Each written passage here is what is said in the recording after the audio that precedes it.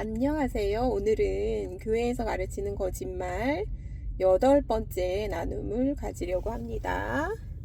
잘못된 행동을 하면 거짓말 14과 잘못된 행동을 하면 하나님은 우리에게 실망하신다. 우리가 잘못된 행동을 했을 때 하나님께서 실망하신다는 거짓말은 현대교회에서 사람들의 잘못된 행동을 바로잡는데 꾸준히 이용되어 왔다. 이것은 종교 지도자들이 남발한 죄책감 티켓으로 원하는 사람은 누구든지 받을 수 있다. 결론부터 말하자면 하나님이 우리에게 실망하신다는 말은 죄책감과 수치심을 이용한 마귀의 전략이다.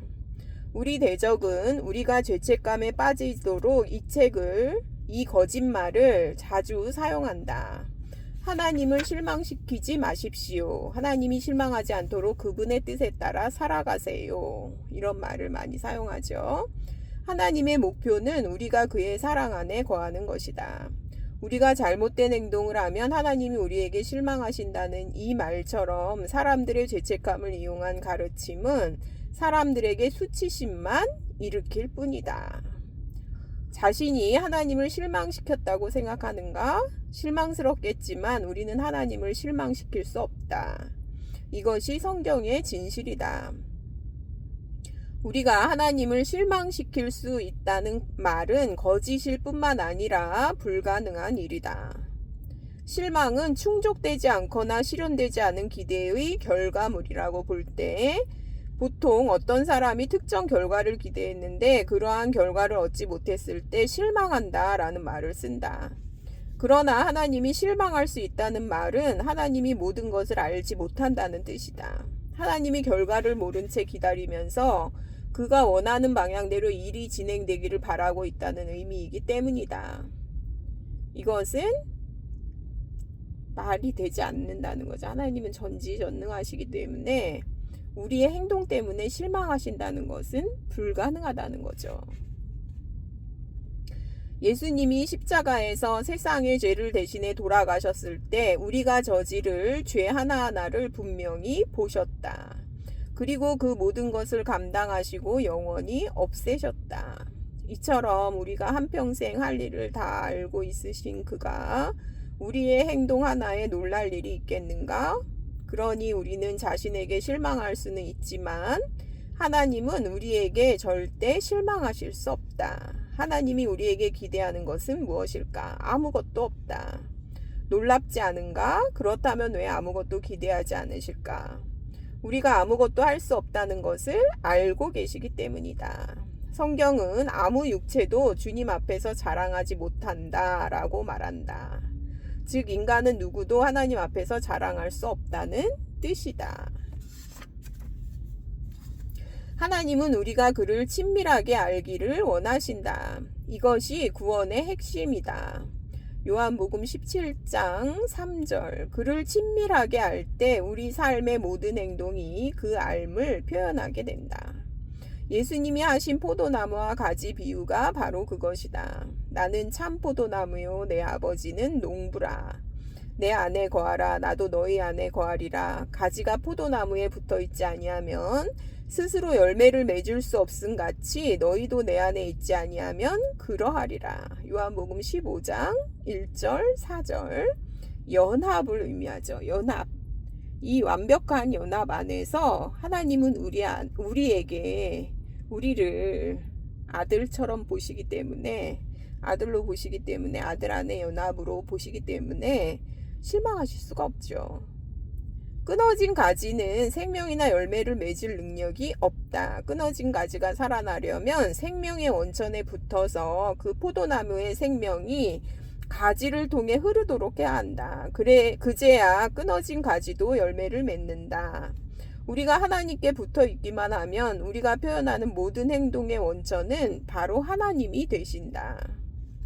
나는 포도나무요 너희는 가지라. 그가 내 안에 내가 그 안에 거하면 사람이 열매를 많이 맺나니 나를 떠나서는 너희가 아무것도 할 수 없음이라. 요한복음 15장 5절 그렇다 보니 스스로의 의지로 그리스도인의 삶을 살려고 노력할 때 실패할 수밖에 없다.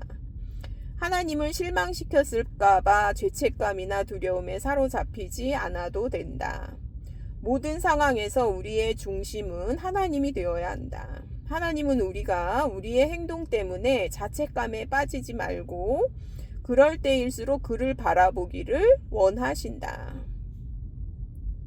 우리를 향한 하나님의 마음은 사랑으로 넘쳐서 무엇도 하나님의 자녀로서 느끼는 우리의 기쁨을 빼앗지 않기를 원하신다.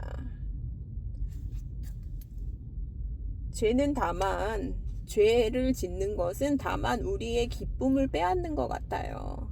그래서 이제 요한 1서에 너희에게 이제 요한 1서에 죄에 대해서 쓰잖아요. 요한이 그러면서 뭐라 그러냐면 우리 기쁨이 충만하게 하려 함이라 이렇게 쓰거든요.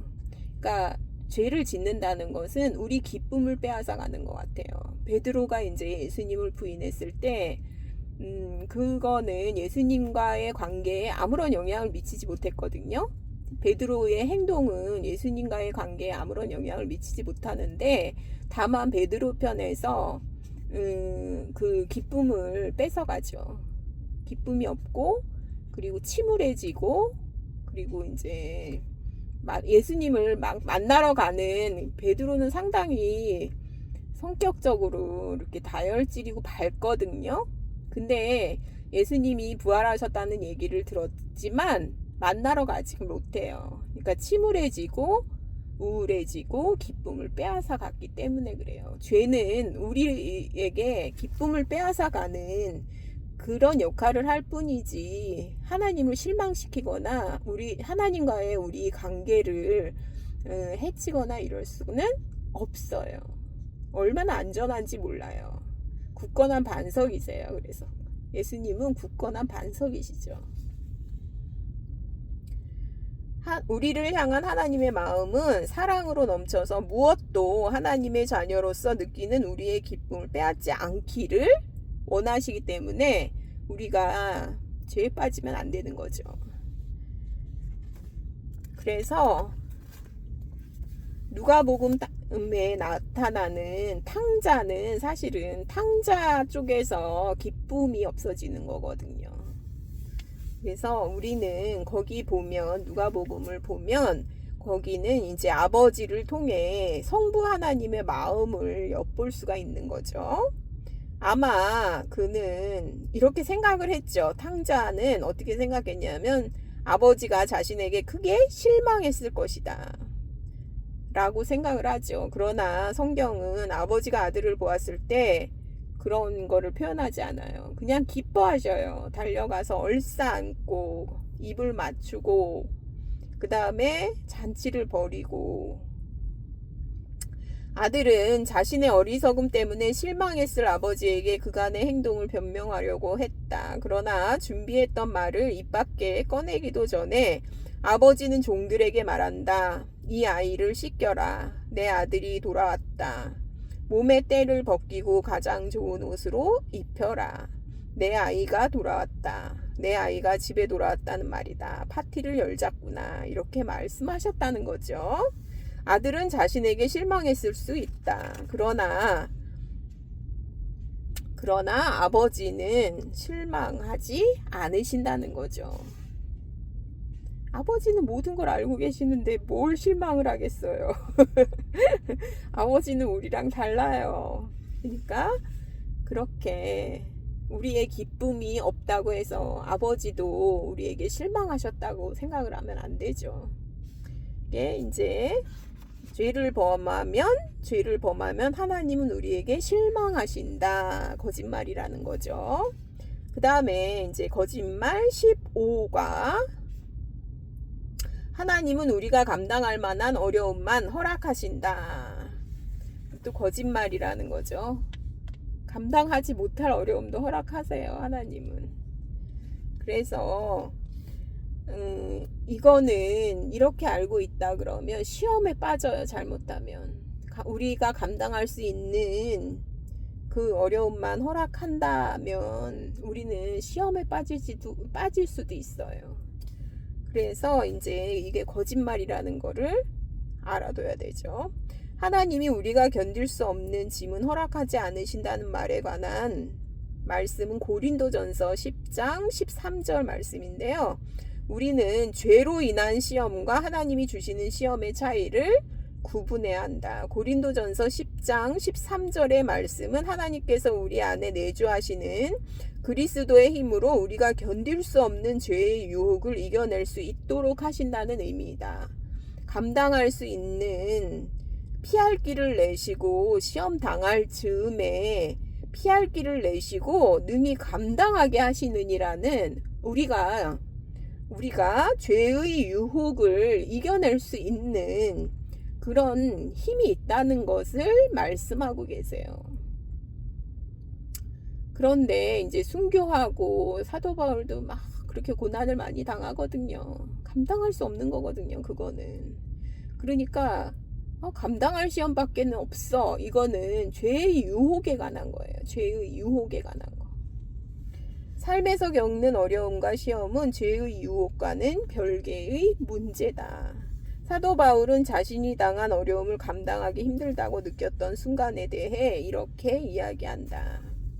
형제들아, 우리가 아시아에서 당한 환난을 너희가 모르기를 원하지 아니하노니 힘에 겹도록 심한 고난을 당하여 살 소망까지 끊어지고. 고린도후서 1장 8절. 힘에 겹다라는 표현은요, 견딜 수 있는 능력을 넘어서는 이라고 번역을 할 수 있어요.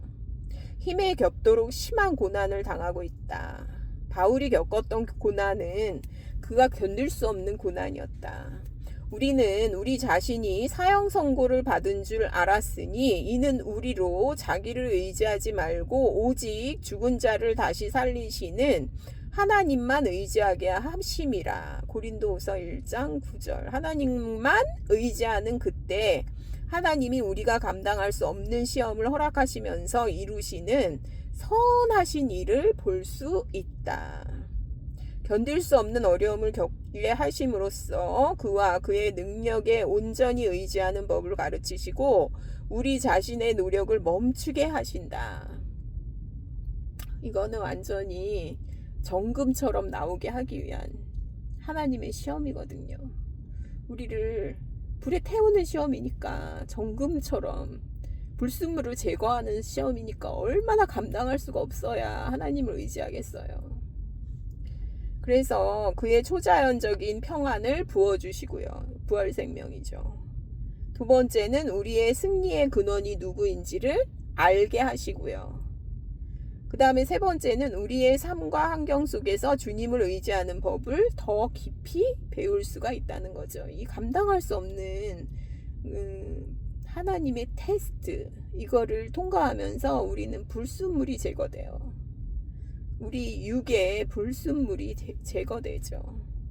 하나님이 우리가 견딜 수 없는 어려움은 허락하지 않으신다는 거짓을 믿게 되면 거짓말인데, 이걸 믿게 되면 위선적이 될 수가 있어요. 괜찮지 않은데도 괜찮은 것처럼 행동할 수가 있어요. 가장하는 그리스도인이 될 수가 있어요. 이런 혼란 때문에 터무니없고 안타까운 결론을 내리게 되기도 해요. 하나님을 떠나거나 가장하거나 이렇게 터무니없는, 왜 나는 이렇게 감당할 수 없는 시험이 있지? 이러면서 하나님을 떠나게 될 수도 있어요. 그래서 이것은, 그리고 이제 자기가 정신적으로 눌리고, 그리고 이제 이렇게 되면, 부정적으로 되면 감춰진 죄가 있다고 생각하게 돼요, 사람이. 그런데 사실은 하나님은 우리가 감당할 만한 어려움만 허락하신다는 말을 떠올리며 모든 것이 괜찮다는 듯 다른 사람을 속이고 실제로도 그렇게 보이려고 행동해야 한다고 하는 것은 속는 거예요, 사실은. 가식적인 외형을 믿음이라고 부를 수 없어요, 그거는. 우리는 어려움을 지나가는 동안 그를 의지하는 거를, 하나님을 의지하는 거를 더 배울 수가 있어요. 삶은 때로 힘겹고 고통스럽다. 그러나 고통스러울 때도 하나님이 우리와 함께 하셔서 우리가 쓰러지지 않도록 굳건히 붙드시고 어려움을 무사히 통과하게 하신다. 그러니까 이거를 배워가는 게 그리스도인의 삶이에요. 우리 우리의 불순물을 제거하는 과정이죠. 그러니 얼마나 아프고 감당할 수가 없겠어요. 우리의 정과 욕심을 태우는 과정이잖아요. 정과 욕심을 태우고 그 불순물을 다 제거하고 정금처럼 나오기 위해서, 그게 이제 때로는 삶이 부정적이 될 수도 있고 아주 고통스럽게 될 수도 있다라는 거를 생각해야 돼요. 그 다음에 요거는 좀 좋아서 제가 이제 3개를 하려고 그래요. 거짓말, 16번째 거짓말. 삶에는 세속적인 것과 거룩한 것이 있다. 사람들은 삶에는 세속적인 것과 거룩한 것이 있다고 생각하며 이 2가지를 기준으로 세상을 이원론적으로 구분하는 경우가 많다. 하지만 이는 사람들이 범하는 위험한 오류 중 하나다. 요거는 종교적인 부분만 믿음의 영역이고 그 외의 것들은 그리스도인의 믿음과 관계가 없다고 여기는 것은 완전히 거짓말이라는 거예요. 이러한 임의적 구분은 진실이 아닐 뿐더러 건강한 생각도 아니다. 이런 구분은 성경을 근거로 하지 않은 그릇된 생각일 뿐만 아니라 예수 그리스도 안에 있는 우리 삶의 본질을 잘못 이해하고 있음을 드러낸다. 우리 삶은 영적인 생활과 일반적인 생활로 구분되지 않는다. 그리스도 안에서 우리 삶은 하나다. 세속적인 영역과 거룩한 영역을 왔다 갔다 하며 사는 것이 아니다.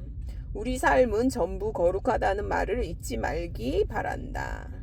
본래 거룩함이라는 단어는 특별한 용도로 사용되도록 지정된, 즉 일반적이지 않은 사물을 표현할 때 사용된다. 세속적이라는 단어는 일상에서 흔히 사용되는 사물을 뜻한다. 구약의 성막에서 사용된 용품은 일상적이지 않았기 때문에 거룩한 것이었다.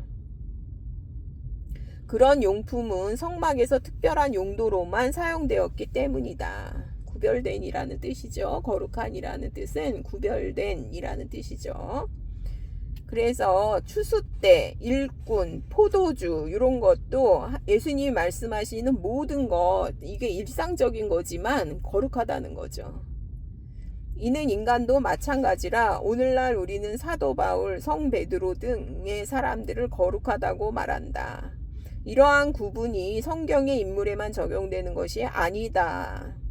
이는 우리에게도 적용된다. 하나님은 우리를 거룩한 예술 작품으로 창조하셨다. 우리는 그가 만드신 바라 그리스도 예수 안에서 선한 일을 위하여 지으심을 받은 자니 이 일은 하나님이 전에 예비하사 우리로 그 가운데서 행하게 하려 하심이니라. 에베소서 2장 10절.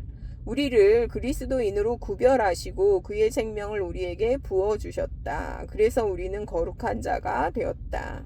예수 그리스도는 우리 안에 살고 우리는 그의 생명과 사랑을 표현하는 도구다. 예수 그리스도가 우리 안에 있으므로 우리가 어디든지 그와 함께 간다. 여기에는 놀라운 함축적인 의미가 있다. 기억하라. 우리가 그의 안에 있다는 말은 항상 진실이다. 마치 공기가 우리 육체를 지탱해 주듯이 예수 그리스도는 우리 삶을 감싸고 계신다. 예수님이 주신 의로운 성품을 가진 우리가 그것에 맞지 않는 장소에 갈 때도 그는 여전히 우리 안에 계신다. 성경은 우리가 거룩함을 받았다고 말한다. 하나님이 자신을 위해 우리를 구별하여 기적같이 거룩하게 만드셨다는 의미다. 우리는 예수 그리스도의 생명을 담는 그릇이자 그것을 드러내는 통로다. 항상 거룩하죠. 그래서 우리가 어디를 가든지 그 거룩함은 우리와 함께하고 우리는 우리 안에 내주하시는 그리스도의 능력으로 우리 환경을 거룩하게 한다. 성경은 사도 바울의 말을 통해 그리스도를 믿는 부인이 아직 그리스도를 믿지 않는 남편과 결혼한 상황을 그려낸다. 믿지 아니하는 남편이 아내로 말미암아 거룩하게 되고 고린도전서 7장 14절.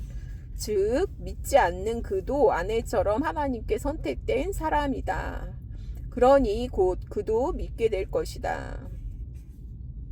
그리스도의 성령이 우리 안에 있기 때문에 우리가 속한 환경은 평범하지 않은 거룩한 환경이다. 거룩한 우리가 이 세상 문화에 더럽혀질까봐 걱정하지 않아도 된다. 예수님은 소위 세속적인 세상을 두려워하지 않으셨다.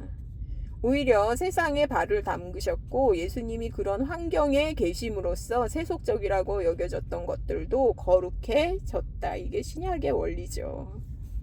우리에게 접촉하는 자마다 거룩해져요. 우리가 그냥 환경 가운데 있으면 돼요. 예수님이 항상 함께 하셔요. 우리가 그리스도 안에 있기 때문에 우리 삶의 모든 것이 거룩하다. 가정과 사업, 정부, 교회까지 미치도록 말이다. 그러려면 우리는 방어적으로 살아서는 안 된다. 지옥의 권세가 우리 안에 있는 그리스도를 이길 수 없음을 확신하며 세상에 뛰어들어가야 한다. 그것을 이제 오늘 세 가지 말씀을 거짓말에 대해서 말씀을 나눴습니다. 첫 번째는 잘못된 행동을 하면 하나님은 우리에게 실망하신다. 두 번째는 하나님은 우리가 감당할 만한 어려움만 허락하신다. 그 다음에 세 번째는 삶에는 세속적인 것과 거룩한 것이 있다. 다 거짓말이라는 거죠. 이렇게 해서 8번째 교회에서 가르치는 거짓말 8번째 나눔을 가졌습니다. 감사합니다.